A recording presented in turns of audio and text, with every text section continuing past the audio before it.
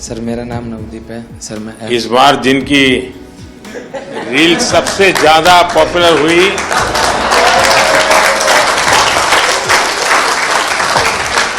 एक आप है, दूसरा शीतल है। सर मैं F41 कैटेगरी में जेवलिन थ्रो करता हूं सर। दूसरी बार पैरालंपिक पार्टिसिपेट कर रहा हूं सर।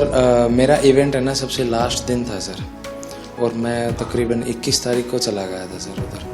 तो जैसे ही मेडल आने शुरू हुए ना सर, तो एक मन में घबराहट होनी शुरू हो गई थी कि सबके आ रहे मेरा क्या होगा। तो सर पर फिर भी सर जैसे सीनियर एथलीट्स थे सर, जैसे सुमित भाई था, अजीत भाई साहब थे, संदीप भाई साहब थे, देवेंद्र सर थे, सबसे सर एक एक दिन मिलके सर एक्सपीरियंस गेन किया सर कि आप कैसा फील करते हो, मेरे को क्या करना चाहिए। और सर एंड तक आते आते सर मैं बिल्कुल फ्री माइंड होके खेलने का। वाह। नमस्कार सर, मेरा नाम योगेश कथुनिया। मैं सिल्वर मेडलिस्ट हूँ 2 बार। तो मैं अपना एक्सपीरियंस सर एक चीज़ शेयर करना चाहता हूँ। एक्सपीरियंस नहीं है, वो है कंसिस्टेंसी।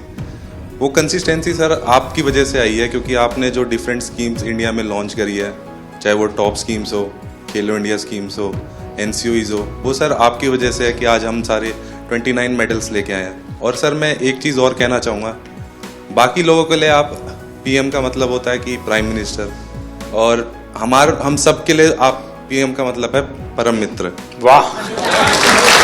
ये साथियों, ये बात सही है कि हर खेल में जो सपोर्ट स्टाफ होता है या कोचिंग करने वाले लोग होते हैं, बहुत मेहनत करनी पड़े हर क्षेत्र में।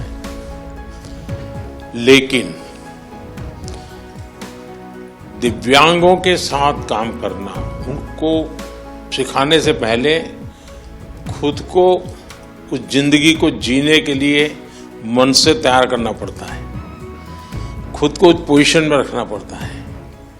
कौन सी उसकी दिक्कतें हैं उसको खुद के जीवन में आत्मसात करना पड़ता है, तब जाके कह सकते, वरना मैं तो रूटीन में कह दूंगा यार दौड़ो, अरे वो कभी मैं नहीं दौड़ सकता। वो कोच समझ सकता है ये नहीं दौड़ सकता, उसके लिए तरीका ये होना चाहिए।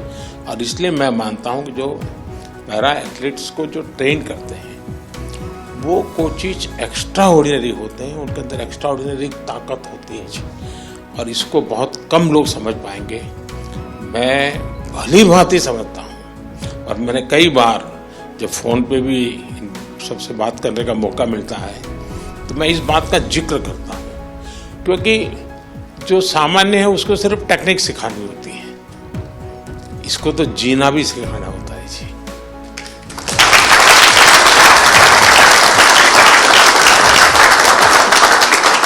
इसलिए ये वाकई बहुत बड़ी साधना है जी।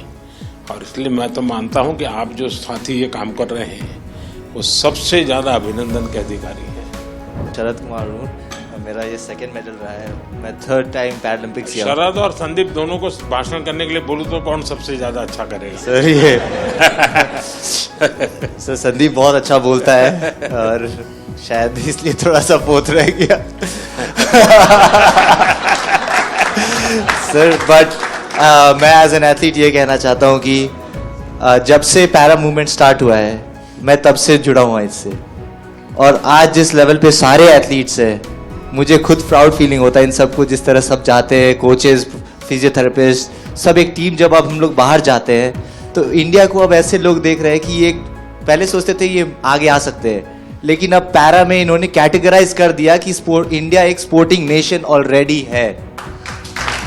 और सर ये ऑफ कोर्स साई की सबसे पहले अहमियत से स्टार्ट हुआ, और फिर हम लोग का सपोर्ट स्टाफ आने लग गए, और एथलीट्स में भी जिस तरह पॉजिटिविटी आया। और सर मेन तो एक और है, आपसे मिलने और जाने से पहले आप जब सबसे बात करते हो और फिर आने के बाद सबसे मिलते हैं, आई थिंक सारे मेडलिस्ट, सारे एथलीट यही सोचते हैं कि हमें यही मौका मिले। सर लोग पैरा को अभी तक अपनाए नहीं जिस तरह आपने अपनाया है। मेरा नाम सुमित अंतिल है, और मैं back to back 2nd gold medal है सर मेरा।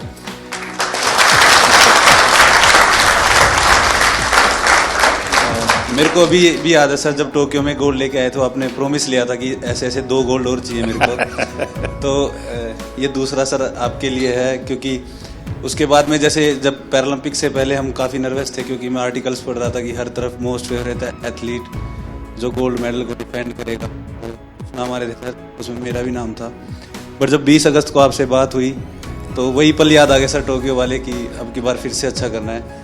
और हमारे साथ में मेरी पूरी टीम है सर, मेरे फिजियो, मेरे कोच, जो आप सभी की तरफ से सर आपका बहुत बहुत धन्यवाद, क्योंकि हमें ये लगता है सर कि मेडल लेके आएंगे तो आपसे मिलेंगे, आपसे पर्सनली बात करेंगे। बहुत बहुत धन्यवाद सर आप। भाइयों